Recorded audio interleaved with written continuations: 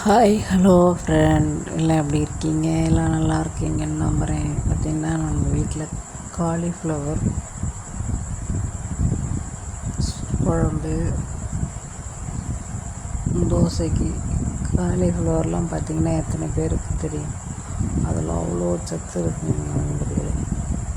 பார்த்திங்கன்னா இந்த மூட்டு வலி, கை கால் வலி, உடம்பு டயர்டன்ஸ்லாம் ரொம்ப நல்லது காய். அப்படின்னா நல்ல கால் வலிலாம் நல்லா குறையுது, மூட்டு வலி நல்லாவே குறையும். அது எப்படின்னு பார்த்திங்கன்னா அந்த மாதிரி ஏதோ சாம்பார் வச்சோ பொரியல் பண்ணியோ சாப்பிட்லாம். டெல்லி சைடெலாம் பார்த்திங்கன்னா உருளைக்கிழங்கு எதுவும் போட்டு பொரியல் பண்ணி சாப்பிடுவாங்க.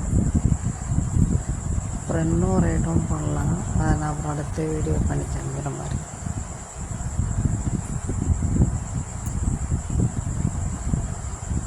நல்லா இருக்குது, சமைச்சு சாப்பிட்டு பார்த்தா நல்லா டேஸ்ட்டாக தான் இருக்குது. அது எப்பயுமே நம்ம ஒரு காய் சாப்பிட்றோன்னா அது எண்ணெயில் போட்டு பொரிக்காமல் இந்த மாதிரி சாப்பிட்டோன்னா அதோடய சத்துக்களெல்லாம் முழுசாக கிடைக்கும் சொல்கிறாங்க.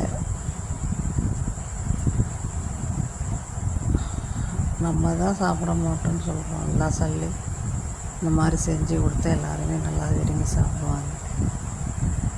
அப்புறம் மக்களே, வீடியோ பார்க்குறீங்க, சப்ஸ்கிரைப் பண்ண மாட்டேங்கிறீங்க மக்களே. லைக் பண்ணுங்கள், சப்ஸ்கிரைப் பண்ணுங்கள், ஷேர் பண்ணுங்கள், கமெண்ட் பண்ணுங்கள்.